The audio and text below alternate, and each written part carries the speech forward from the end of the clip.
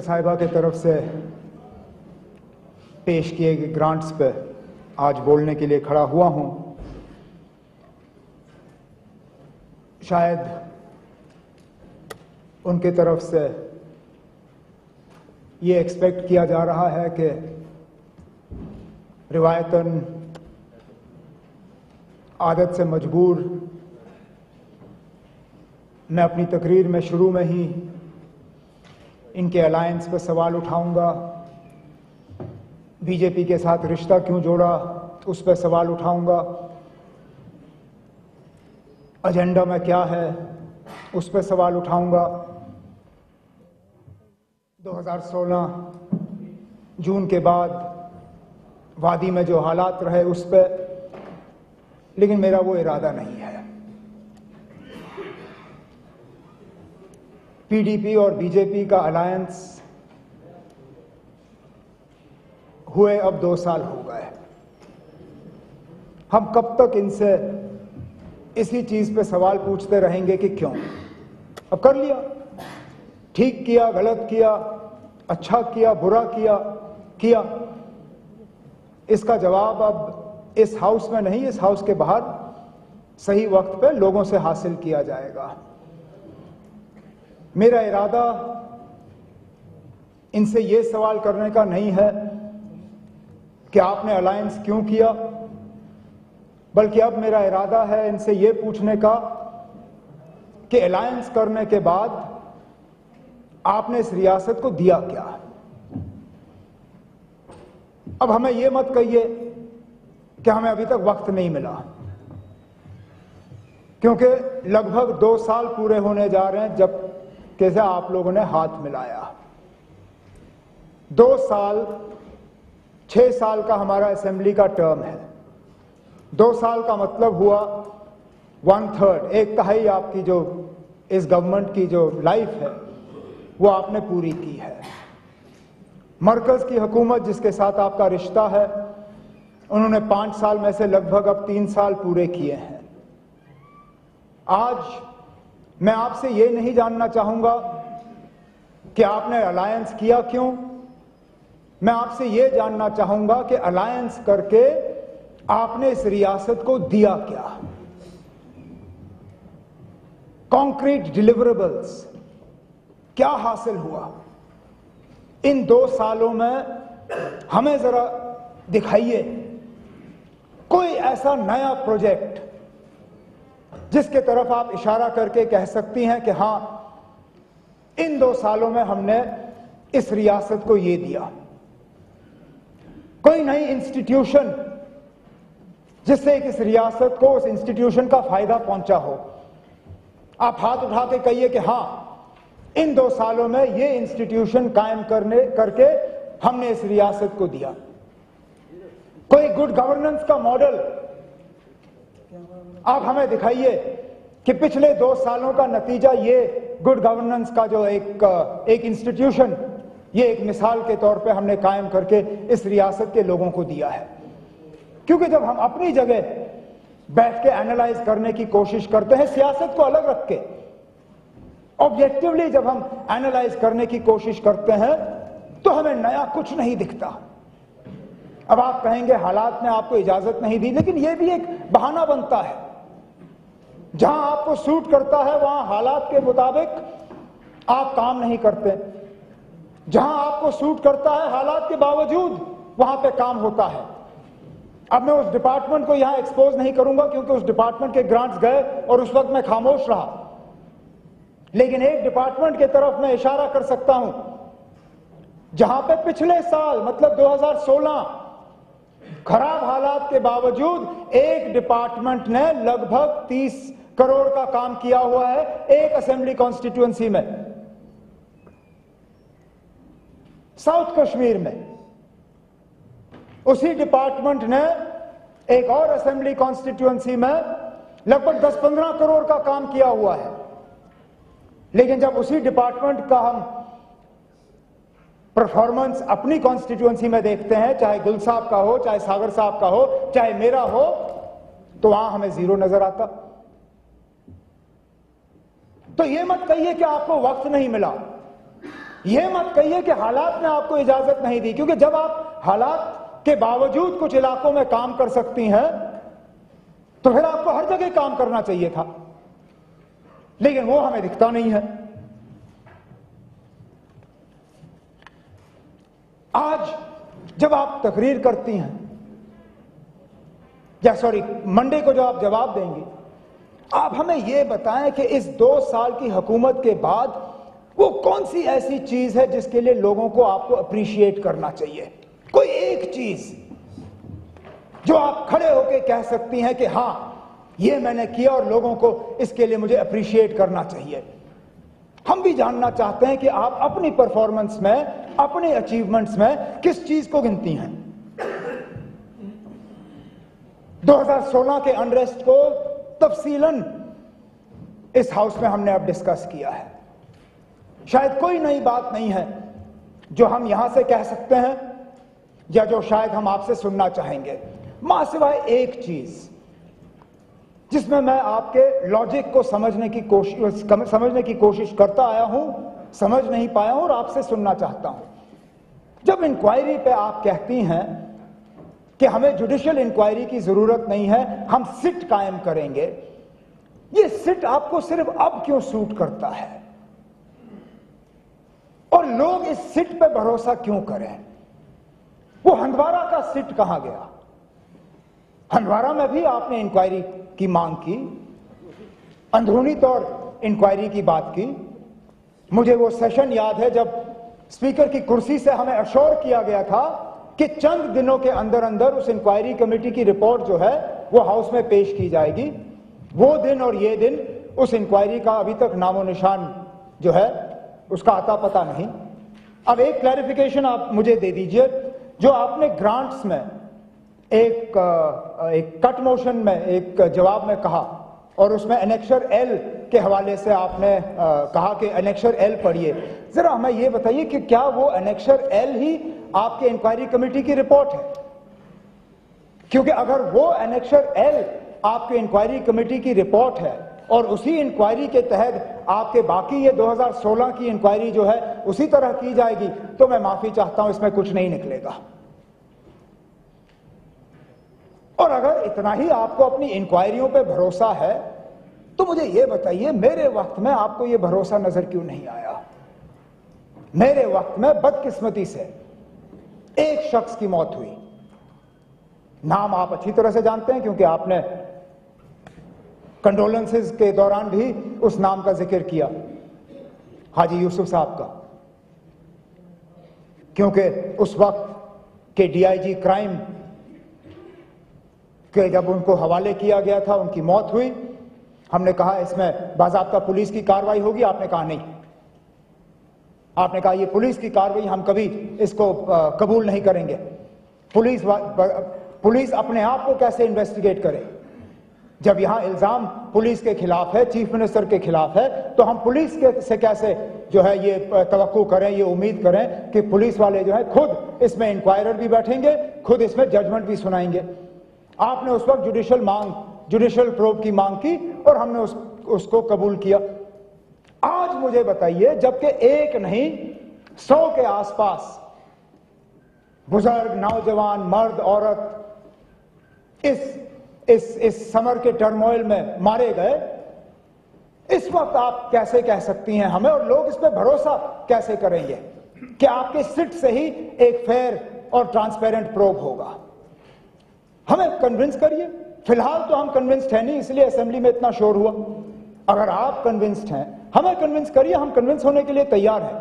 लेकिन हम सुनना चाहेंगे कि एक आदमी के मौत के मामले में आपने जुडिशियल इंक्वायरी मांगी, लेकिन यहां 100 के आसपास लोग मरे और आप कहते नहीं ना, पुलिस पे ही हम ये सारा जो है ये हम छोड़ देंगे। ये आप हमें बता दीजिए।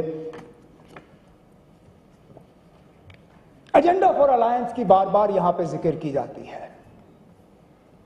आपने जब गवर्नर एड्रेस की बात की, लगभग सारा एड्रेस आपने उसमें हमें गवर्नर एड्रेस को सिखाते हुए आपने वक्त निकाला, नई कोई बात नहीं की, सिर्फ आपने यही, और शायद उस तकरीर में और पिछले साल की तकरीर में कोई ज्यादा फर्क नहीं था। आप सिर्फ हमें ये समझाती रहीं कि एजेंडा फॉर अलायंस पे किसी को एतराज नहीं होना चाहिए, इसमें हर किसी का एजेंडा है, इसको हमने वर्किंग ग्रुप से जो है निकाल के हमने इस्तेमाल किया, इसमें कोई नई बात नहीं है। महबूबा जी, आपके एजेंडा फॉर अलायंस पे किसी को एतराज नहीं है। कम से कम जो इस हाउस में बैठे हैं उन्होंने कभी इस पे एतराज नहीं जताया। हम में से किसी ने यह नहीं कहा कि आपने अपने एजेंडा फॉर अलायंस में वो बातें की जो आपको करनी नहीं चाहिए थी। हमने कभी आपसे यह नहीं कहा कि आपके एजेंडा फॉर अलायंस में आपने आईन के बाहर बात की या कानून के बाहर बात की। हमने अगर सवाल उठाया उसके कंटेंट पे नहीं उठाया, हमने उसकी डिलीवरी पे सवाल उठाए। हमने कहा कि आपने एजेंडा फॉर अलायंस तो लोगों को दिखाया, लेकिन इसको यकीन मतलब इसको इंप्लीमेंट करने में आप पूरी तरह से फेल हुई। और मैं फिर इस इल्जाम को यहां दोहराऊंगा। हमें आपके एजेंडा फॉर अलायंस से उसकी हमें सबक नहीं चाहिए कि आपने कहां से कौन सा पॉइंट कहां से निकाला। हमें उसके कंटेंट पे कोई एतराज नहीं है। हमें अगर हमारे अंदर सवाल पैदा होते हैं वो उसकी डिलीवरी पे पैदा होते हैं। आपने जब अलायंस किया बीजेपी के साथ, मुझे मुफ्ती साहब के उन्होंने जन्नत नसीब करे, मुझे उनके अल्फाज अच्छी तरह से याद है। उन्होंने कहा कि ये नेशनल कॉन्फ्रेंस और कांग्रेस वाले, इनकी तिजोरी खाली है, जेब खाली है, मुझे मरकज से पैसा लाना है, बिलखसूस जो फ्लड अफेक्टेड जो हैं उनके लिए, जो सैलाब ज़दा लोग हैं उनके लिए मुझे रिलीफ लाना है। ये जो 44,000 करोड़ का जो पैकेज रियासत ने मांगा है ये फुलफिल होना चाहिए। आज जब आप एजेंडा फॉर अलायंस की बात करते हैं, उन सैलाब ज़दा लोगों को आप बताइए कहां गया उनका रिलीफ। अगर वो शिकायत नहीं करेंगे तो क्या करेंगे? आपने खुद अब असेंबली और काउंसिल में तस्लीम किया है कि सैलाब ज़दा लोगों को रिलीफ पहुंचाने में आप पूरी तरह से फेल हो गई हैं, नहीं पहुंचा पाए आप उनको रिलीफ। तो जाहिर सी बात है फिर एजेंडा फॉर अलायंस पे तो सवाल उठेगा ही। पावर प्रोजेक्ट्स की आपने बात की कि उनको वापस लाना है। आज का अखबार का फ्रंट पेज है कि एनएचपीसी ने कहा है हम ये पावर प्रोजेक्ट्स वापस नहीं देंगे, तो सवाल उठेगा ही। इसलिए तो हम बार बार सवाल पूछते हैं कि आप जरा बताएं हमें इन 2 सालों में कोई एक चीज बताइए इस एजेंडा फॉर अलायंस में जो आपने कंप्लीट किया हो, जिसको आपने पूरा किया हो, क्योंकि हमारी नजर में ऐसी कोई बात नहीं है जिस पे हम ये कह सके कि हां जी आपको मुबारक है, ये बात आपने जो है ये बात आपने कंप्लीट की। जहां तक रियासत को डील करने की बात हो, बदकिस्मती से आप एजेंडा फॉर अलायंस के तहत नहीं चल रही हैं। अगर आप इस सिचुएशन को एजेंडा फॉर अलायंस के तहत डील कर रही होती तो शायद जून में ये हालात पैदा नहीं होते और 6 महीने तक ये हालात नहीं चलते। मैंने एक इंटरव्यू में कहा, लेकिन आज मैं हाउस में कहता हूं, आप एजेंडा फॉर अलायंस के तहत नहीं, आप जनाब अजीत डोभाल साहब के डॉक्ट्रिन के तहत काम कर रही हैं, और यह हकीकत है, कोई बुरी बात नहीं है। अगर आप उस तरफ चलना चाहती हैं तो, लेकिन आप तस्लीम करिए, ये मैं कोई हवा में बात नहीं कर रहा हूं। आप सबों को हुकूमत की तरफ से आईपैड दिए गए पहले दिन, उन आईपैड्स को खोलिए, यूट्यूब का इस्तेमाल करिए। वहां पे डोभाल साहब की तकरीर यूट्यूब पे है, कोई 5 या 6 पार्ट्स हैं उसके। 2010 की तकरीर है, कोई नई बात नहीं है। 2010 अक्टूबर 10 तारीख को हैदराबाद में उन्होंने एक तकरीर की जिसमें उन्होंने हमारे 2010 के हालात को जिस तरह हमने डील किया उनको एनालाइज किया और हिंदुस्तान और पाकिस्तान के रिश्तों की बात की। और आप देखिए जो डोभाल साहब ने 2010 में कहा और जिस तरह आज आप जम्मू कश्मीर को डील कर रहे हो, कोई फर्क नहीं है उसमें, कोई जरा सा भी फर्क नहीं है उसमें। किस तरह एजिटेशन को दबाना चाहिए, किस तरह जम्मू कश्मीर के पॉलिटिकल आइडियोलॉजी और फिलॉसफी को इग्नोर करना चाहिए, किस तरह कहीं पे भी ये तस्लीम नहीं होना चाहिए कि जम्मू कश्मीर एक पॉलिटिकल इशू है, इसको पॉलिटिकली डील करना चाहिए। किस तरह पाकिस्तान के साथ डील किया जाना चाहिए, किस तरह हुर्रियत को मार्जिनलाइज किया जाना चाहिए, उन सब चीजों का उस तकरीर में जिक्र है। मैंने उसके पॉइंट्स बनाए हैं, लेकिन आज मैं हाउस का वक्त उसमें इस्तेमाल नहीं करूंगा। कहने का मेरा मतलब सिर्फ यह है कि या तो आप अपने एजेंडा फॉर अलायंस के तहत चलिए, जिसमें आपने बहुत ऊंचे लेवल की बातें की हैं, डायलॉग, पीस प्रोसेस, यूनिटी, तरह तरह की बातें, या उस तरफ से चलिए, या फिर आप उन्हीं नक्श कदमों पर चलिए जिस पे आप अभी चल रही हैं, क्योंकि दोनों कहीं पे मिलते नहीं हैं। या तो आपका एजेंडा फॉर अलायंस चल सकता है, या अजीत डोभाल साहब की डॉक्ट्रिन चल सकती है, क्योंकि दोनों में कोई कॉमन मीटिंग ग्राउंड नहीं है। लेकिन यह आपको तय करना होगा, आपके साथियों को तय करना होगा कि आप कौन सा रोड मैप इस रियासत में लागू करना चाहेंगे। और जब आपने वो फैसला कर लिया, कभी आप चाहें तो हमें भी कॉन्फिडेंस में लेके, इस हाउस को कॉन्फिडेंस में लेके आप हमें बताइए, क्योंकि अभी तक सिर्फ एक ही डॉक्ट्रिन चला है और वो आपकी डॉक्ट्रिन नहीं है।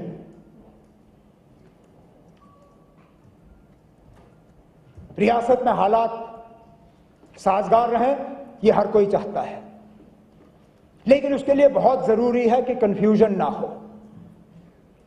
मैं आपसे एक क्लैरिफिकेशन चाहता हूं। मैं उस फंक्शन में था नहीं। साल में एक दिन पुलिस कमेमोरेशन डे मनाया जाता है अक्टूबर में, शायद 21 अक्टूबर अगर मेरी याददाश्त सही है, लेकिन है अक्टूबर में। मैंने अखबारों में पढ़ा कि उस फंक्शन के दौरान रिवायतन वजीर आला की तकरीर होती है।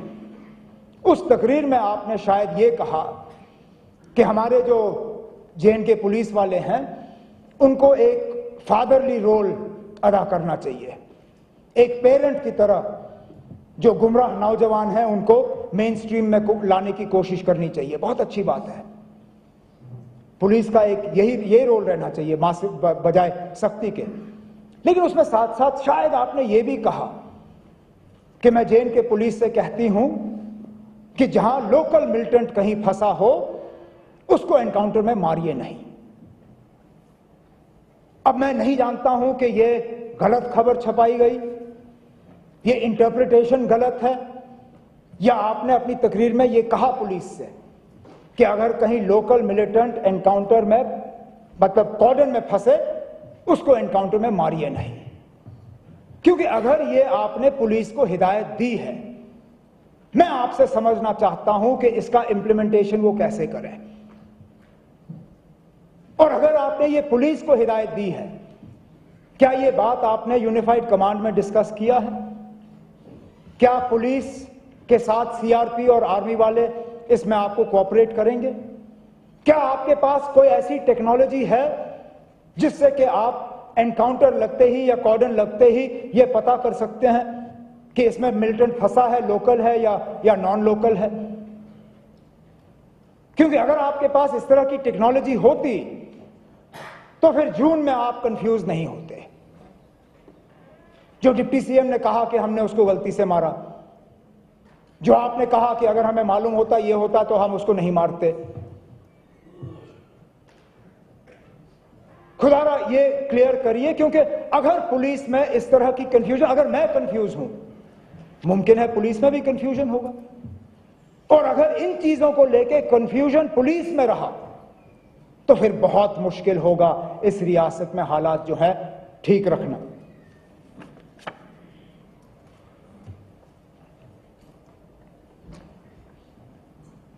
एक बात के लिए हमें आपको शाबाशी जरूर देनी होगी। आपके चीफ मिनिस्टर बनने से पहले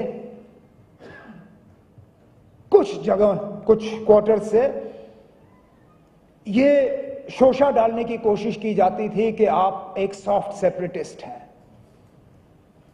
मिलिटेंटों के तरफ आपका रवैया नरम है,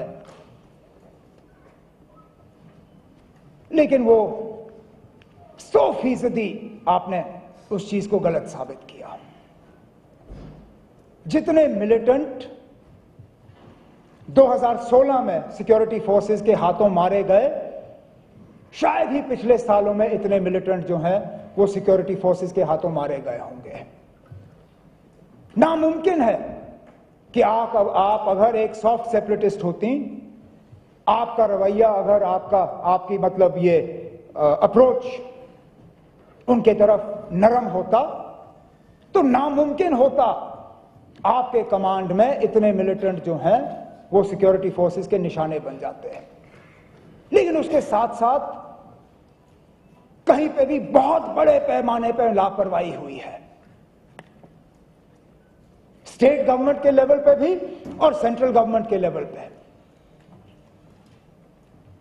मैं हैरान होता हूं जब अपने बीजेपी के साथियों को खामोश बैठे हुए देखता हूं, क्योंकि मुझे इनके पुराने अवतार याद हैं। जब मेरे दौर में सांबा पे हमला हुआ, शायद ही कोई जगह होगी जहां पे मेरा पुतला ना जला हो या डॉक्टर मनमोहन सिंह साहब का पुतला ना जला हो। क्या क्या नारे हमारे खिलाफ लगे हैं, लेकिन आज इनकी खामोशी देख के मैं हैरान होता हूं। 2008 के बाद सबसे ज्यादा सिक्योरिटी फोर्सेस 2016 में कुर्बान हुए। 2016 में जब रियासत में भी आपकी हुकूमत और मरकज में भी आपकी हुकूमत, कोई आर्मी का इंस्टॉलेशन ऐसा नहीं है बड़ा जहां पे हमला ना हुआ हो। पठानकोट, नगरोटा, उड़ी, अखनूर, अल्लाह का शुक्र है कि हमारे कोर हेडक्वार्टर श्रीनगर तक नहीं पहुंचे, लेकिन नेशनल हाईवे को तो उन्होंने लगभग मिलिटेंटों ने उसको क्लियर ही कर दिया था। 2008 के बाद स्पीकर साहब सबसे ज्यादा सिक्योरिटी फोर्सेस के कैजुअल्टीज इस 2016। इसके लिए आपको अपने आप को कसूरवार ठहराना होगा। कहीं ना कहीं आप लोगों से चूक हो रही है। ये बड़ी बड़ी बातों से मुल्क जो है इसकी हिफाजत नहीं होती। मुझे याद है जब डॉक्टर मनमोहन सिंह साहब वजीर आजम थे इस मुल्क के, हमारे आज के वजीर आजम नरेंद्र मोदी साहब जब प्रचार कर रहे थे, कैंपेन कर रहे थे, मुझे उनके अल्फाज अभी भी मेरे कान में गूंजते हैं। उन्होंने कहा ये यूपीए वाले, इनका नारा है मर किसान मर जवान, हम आएंगे हमारा दोबारा वो नारा बुलंद होगा जय जवान जय किसान। अरे अब कहां गया वो नारा आपका? किसान खुदकुशी कर रहा है। आज डिमोनेटाइजेशन ने किसान को भी तबाह करके रखा हुआ है, और जवानों की हम क्या बात करें। देखिए ना कहां गई है ये, कहां जा रहे हैं। Double speak.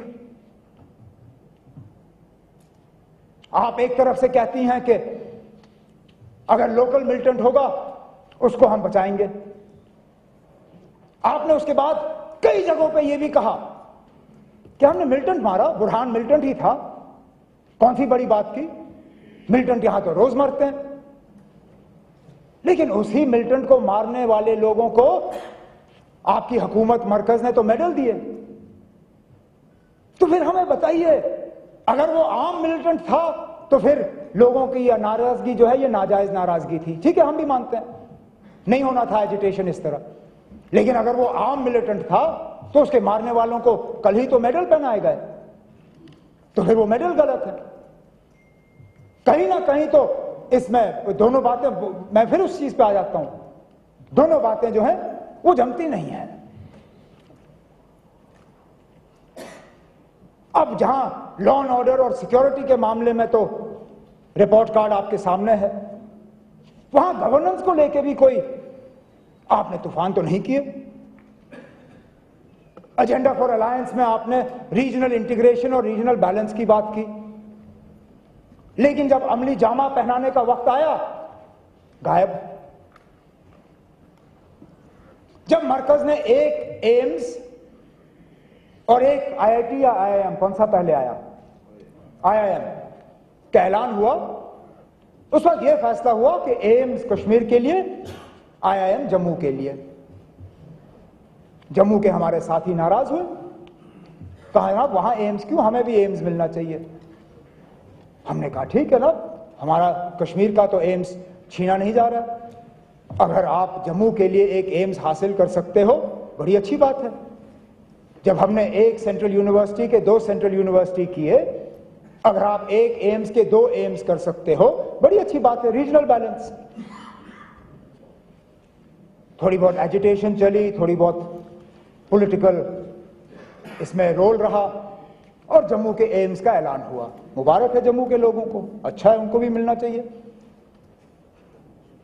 नतीजा ये, एक एम्स कश्मीर के लिए, एक एम्स जम्मू के लिए, आईआईएम जम्मू में। जब आईआईटी का ऐलान हुआ तो इसी रीजनल बैलेंस को जहन में रखते हुए क्या यह कश्मीर में नहीं खुलना चाहिए था? मैं रीजनल पॉलिटिक्स यहां नहीं कर रहा हूं, मैं बैलेंस की बात कर रहा हूं। जहां हमने एक सेंट्रल यूनिवर्सिटी के 2 सेंट्रल यूनिवर्सिटी किए, जहां एक एम्स के 2 एम्स बने, जहां एक आईआईटी और एक आईआईएम, क्या वो दोनों डिवाइड नहीं होने चाहिए थे? अब आप हमें कहेंगे ऑफशोर कैंपस दिया जा रहा है कश्मीर को। अब अगर ये ऑफशोर कैंपस ही इतनी बड़ी चीज है तो जम्मू में रखते हैं, एक मेन कैंपस यहां, एक ऑफशोर कैंपस कश्मीर में, एक मेन कैंपस कश्मीर में, ऑफशोर कैंपस जम्मू में। बैलेंस।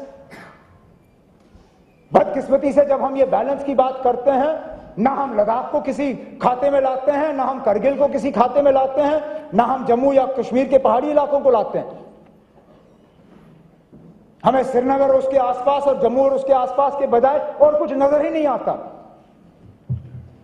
जायज है इन लोगों की शिकायतें, चाहे वो पीर पंजाल हो, चाहे चिनाब वैली हो, और इस पे मेरे साथी कहेंगे चिनाब वैली कहा है, चलो मैं चिनाब वैली कहता हूं, आप कुछ और कहिए। जायज है मेरे साथियों की शिकायत, चाहे वो गुरेज के हो, चाहे मत्सिल के हो, चाहे हमारे लेह करगिल के हो, लेकिन तब भी बैलेंस। ये आप अपने ही एजेंडा फॉर अलायंस को जो है, इसको आप जीरो साबित कर रही हैं। जब आप रीजनल बैलेंस की बात करते हैं तो करिए।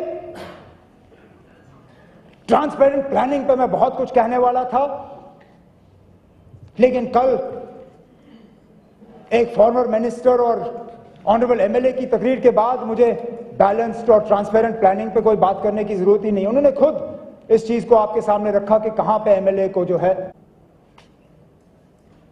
नहीं गलत था कि उस वक्त मैंने फिर अफसरों को कहा कि नहीं जनाब, आप एमएलए को जो इंपॉर्टेंस मिलनी चाहिए वो दे दीजिए। चुन के आप लोग पोस्ट करते हैं जिससे कि प्लानिंग प्रोसेस की धज्जियां उड़ाई जाए।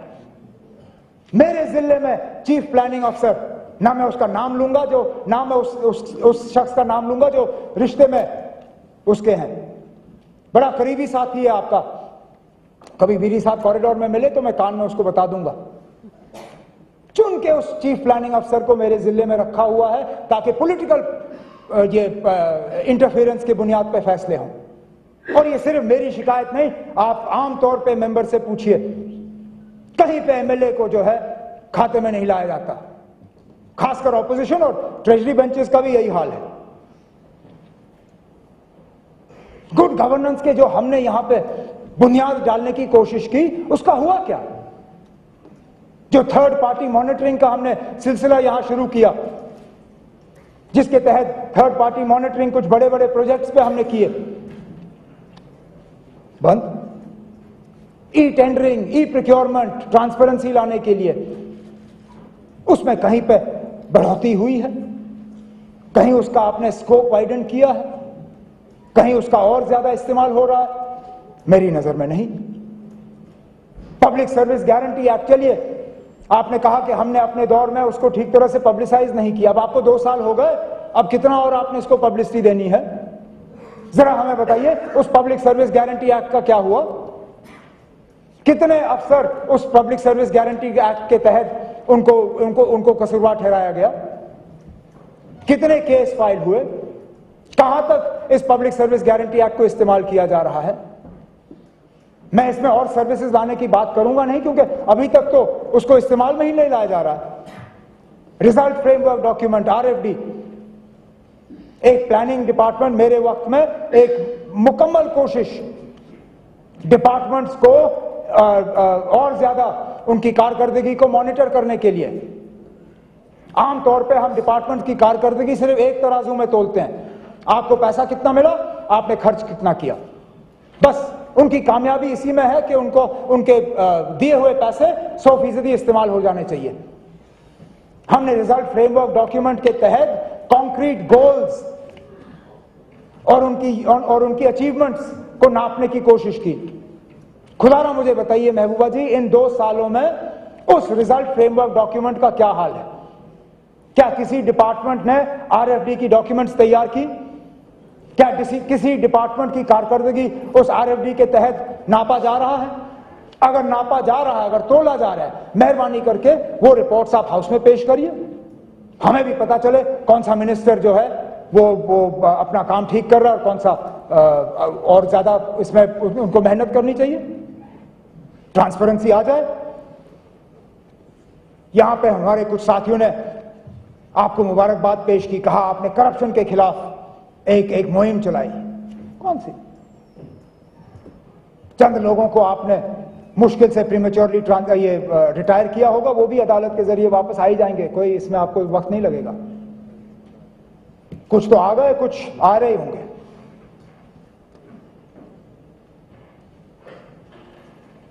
लेकिन करप्शन से लड़ने का सबसे बड़ा हथियार जो है वो राइट टू इंफॉर्मेशन है। क्या हुआ हमारे इंफॉर्मेशन कमीशन का?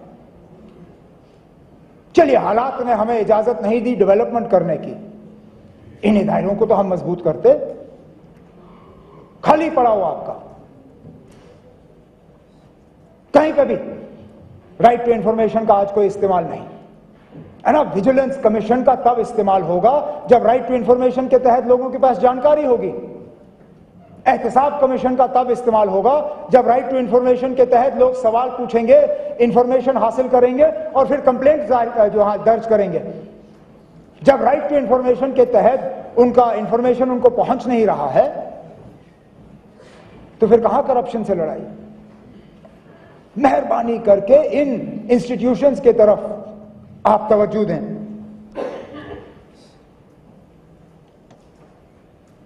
अफसरों से हम उम्मीद करते हैं कि वो काम करें, और हर गवर्नमेंट की डिलीवरी का मैकेनिज्म जो है वो ऑफिसर है, ब्यूरोक्रेसी। हम ऊपर से नक्शा खींचते हैं और उनको जमीन पे कमांड देके उनसे काम करवा देते हैं। लेकिन जो अफसर अपनी जगह मुतमईन ना हो कि मैं इस जगह कुछ देर के लिए रहूंगा, उससे हम काम की क्या उम्मीद करें? शायद आप उस वक्त हाउस में थी नहीं जब मेरे ऑनरेबल MLA सोपोर के हाजी साहब तकरीर कर रहे थे रूरल डेवलपमेंट्स के ग्रांट्स के दौरान।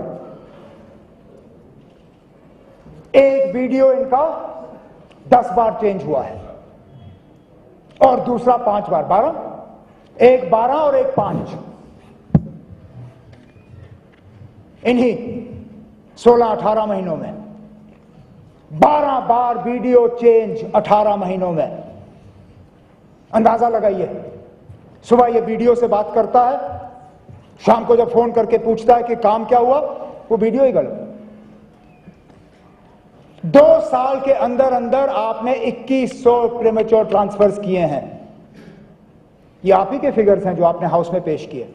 2100 प्रीमेच्योर ट्रांसफर्स इन 2 years, 1100 एवरेज हर साल। Year has 365 days.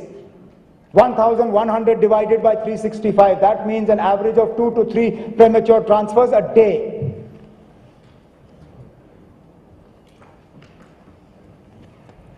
कहां से काम लेंगे हम इनसे? आप हालात को ही आप इसके लिए ब्लेम नहीं कर सकती। मैं हेल्थ के ग्रांट्स जब यहां पेश हो रहे थे, मैं कट मोशंस के जवाब पढ़ रहा था। अगर आपको फुर्सत मिले तो उन कट मोशंस के जवाब आप जरा अपने पास लाइए और उसमें जरा लिस्ट मांगिए। उसमें कट मोशंस के जवाब में डॉक्टरों की लिस्ट है जो प्रीमेच्योर ट्रांसफर हुए हैं, अंधाधुंध डॉक्टर्स प्रीमेच्योर ट्रांसफर। और एक भी मैंने नहीं देखा ऐसा जो शहर से रूरल में भेजा गया हो।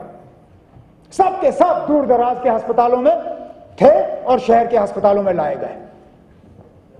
मैं कुछ ऐसे जगहों के नाम यहां जिक्र कर सकता हूं जिनके अस्पताल खाली किए गए। आज वो डॉक्टर कहां पे? गांधीनगर, विजयपुर, सांबा, और जिस दूर दराज इलाके से वो आए हैं उनकी जगह में किसी को नहीं भेजा। मैंने उस लिस्ट को कोरिलेट करने की कोशिश की कि अगर इस अस्पताल से एक उठाया गया, क्या उसके बजाय किसी और को भेजा गया? कहीं नहीं। ये गुड गवर्नेंस, एक अकाउंटेबल सिस्टम, एक मतलब सिस्टम के तहत चलने वाला सिस्टम। प्रीमेच्योर ट्रांसफर्स पे कोई रुकावट नहीं, रीअपॉइंटमेंट्स, रीएडजस्टमेंट्स, रीएंगेजमेंट्स, स्टेबिलिटी ऑफ टेन्योर का कोई पता नहीं।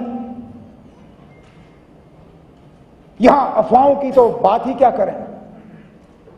अब मुसीबत यह है कि चलिए हम में से हर कोई उन अफवाहों पे भरोसा नहीं करेगा, लेकिन काफी सारे लोग हैं जो उन अफवाहों के बुनियाद पे अपने आप को जिंदा रखते हैं। जब आपके चीफ सेक्रेटरी अपने आप को अपनी जगह स्टेबल ना समझें तो फिर वो बाकी अफसरों से क्या काम लेंगे? हर दूसरे तीसरे दिन कहीं ना कहीं ये बात चल जाती है, चीफ सेक्रेटरी को बदलने की बात है। अगर बदलने का इरादा आपका नहीं है, जो कि नहीं होना चाहिए, लेकिन वो फैसला आपका है। मेहरबानी करके जो लोग परिंदों की तरह उछल कूद कर रहे हैं कि ये हट जाए तो हम आ जाएंगे, उनको बुला के ठंडा करिए। कहिए मेरा पूरा भरोसा, मेरा पूरा एतमाद इस चीफ सेक्रेटरी पे है, हटाने का कोई इरादा नहीं है। आप अपना काम करिए, इसको अपना काम करने दीजिए। आपके दो बाजू हैं, एक आपका डीजी है, एक आपका चीफ सेक्रेटरी है। दोनों को पूरा यह एहसास होना चाहिए कि उनकी आपकी पूरी कॉन्फिडेंस उन पे है, बेशक उसके लिए आपको अपने साथियों से लड़ना हो। क्योंकि जब हालात खराब हो जाते हैं आप सबसे पहले इन दोनों को पकड़ते हैं। कोई भी वजीर आला वो सबसे पहले चीफ सेक्रेटरी और डीजी को बुला के कहता है ये क्या है। लेकिन जब उनको अपने चॉइस के लोग नहीं मिलते तो वो कहां तक कसूरवार है। आमतौर पे ये चर्चा है सेक्रेटेरिएट में भी और ग्राउंड पे, बिलखसूस साउथ कश्मीर को लेके। वहां तमाम ट्रांसफर्स और पोस्टिंग्स जो है वो पॉलिटिकल ग्राउंड्स पे हैं। वहां दो लोगों की सिफारिश की जरूरत है, एक सरताज, एक सजाद।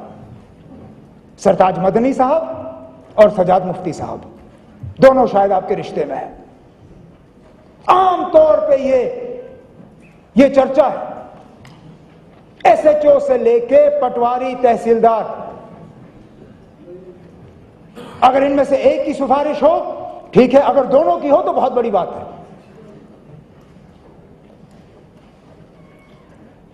कुछ जगहों पे पॉलिटिकल इन्फ्लुएंस को आपको बाहर रखना होगा, नहीं तो इस तरह हालात खराब हो जाते हैं। मैं अपने तजुर्बे से बात कर रहा हूं।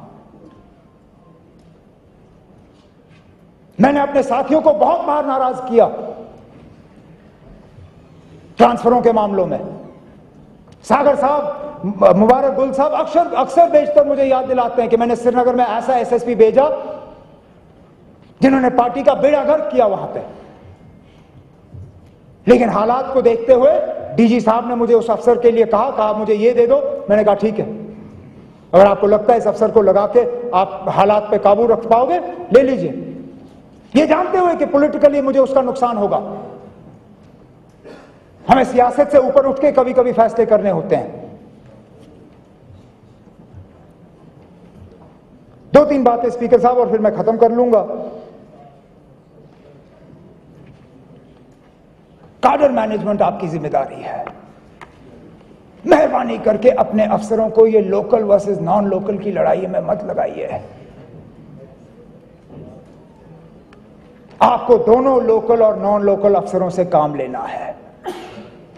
अगर ये झगड़े में उलझ गए कौन लोकल है कौन नॉन लोकल है, आपके लिए काम करना बहुत मुश्किल होगा, आपके लिए डिलीवर करना नामुमकिन होगा। इसलिए मेहरबानी करके आप अपने लोगों को लाके उनके मसले हल करने की कोशिश करिए, लेकिन ये नॉन लोकल वर्सेस लोकल इस झगड़े में आप मत पड़िए। फास्ट ट्रैक रिक्रूटमेंट, कहां तक इसमें आप कामयाब रही वो तो सबके सामने है। कोई डिपार्टमेंट ऐसा नहीं है जहां पे पोस्ट खाली नहीं है। अब आपने उस वक्त कहा था कि ये फास्ट ट्रैक रिक्रूटमेंट लाया जा रहा है रिक्रूटमेंट में तेजी लाने के लिए, लेकिन हमें अपनी जगह लग रहा है कि फास्ट ट्रैक रिक्रूटमेंट के नतीजे रिक्रूटमेंट का सारा सिलसिला ही रुक गया है। आप अपने जवाब के दौरान हमें मेहरबानी करके बताएं कि इस फास्ट ट्रैक रिक्रूटमेंट पॉलिसी के तहत कितने पोस्ट जो हैं वो रेफर किए गए हैं और रेफर होने के बाद कितने इसमें जो हैं फिल किए गए हैं। हमें भी जरा अंदाजा हो कि वाकई इस फास्ट ट्रैक रिक्रूटमेंट का जो है किस तरह इस्तेमाल हो रहा है। आप अक्सर हमारे ऊपर इल्जाम लगाती हैं कि हम आग लगाने वाले लोग हैं, कि हम नॉन इशू को इशू बना देते हैं। आपने 2-3 इश्यूज की तरफ इशारा भी किया, मैं उनको यहां दोहराना नहीं चाहता हूं, लेकिन इश्यूज हम नहीं बनाते, इश्यूज गवर्नमेंट की तरफ से तैयार होके आते हैं। और मैं यहां इस हाउस में आपको एक आने वाले इशू के लिए तैयार करना चाहता हूं, क्योंकि फिर आप मत कहिएगा कि हमें खबर ना थी। जो हम में से अपनी जगह मुतमईन हैं कि बीजेपी ने 370 पे जो है अब हाथ ऊपर कर लिए हैं और कहा, इन्होंने ये तस्लीम किया है कि 370 को कुछ किया नहीं जा सकता, गलत।